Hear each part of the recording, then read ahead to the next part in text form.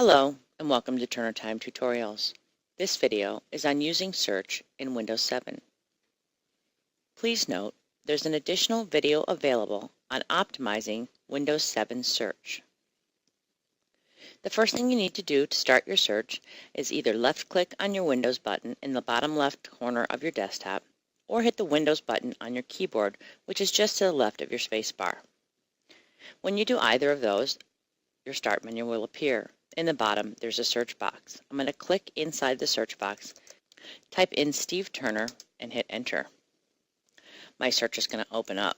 If you'll notice, at the bottom, it shows 10,162 items have been returned. Windows is searching for anything with the word Steve or Turner or both of those words inside of it, which could include a file folder, a specific file or document, an email, or even inside of an email attachment. So you're going to want to narrow your search. There's a couple ways that you can do so. One of the ways is to go up to a column header, for example type, and click on the arrow next to it. It's going to show me all the different types of documents that are being returned in my search. I can certainly narrow it down by placing check marks next to some desired boxes.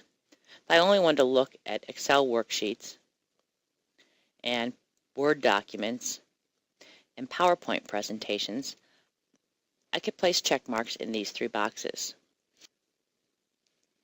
Now what I want to do is click outside of this box so I can actually see all of my results. Please note these boxes will remain checked for any search you do in the future, so either before returning to another search, click on the check mark and remove those check marks, or you can close your search field and start all over again by using the Windows logo or Windows key on your keyboard. You can search for emails by using from, and then typing in a person's name and hit enter. And now you'll see I have a very small amount of items that have been returned that are from Ted. There's also one down here that TED is part of a person's last name, so do know that that's going to show up in your search results as well. You can also change your search criteria to be to : and use a person's name, and it's going to return anything with the string TED in it.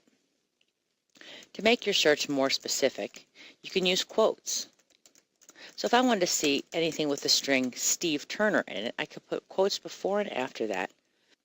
My results will only return items that have that particular string of characters in it. The more words that you use in the search, the more refined your results are going to be. In search, if you click on a document and your preview pane is on the right-hand side, you can get a preview of the document that you results by the name, by any of the column headers, by just clicking on them. If you have any questions, please email info@getturnertime.com. Thanks for watching and have a productive day.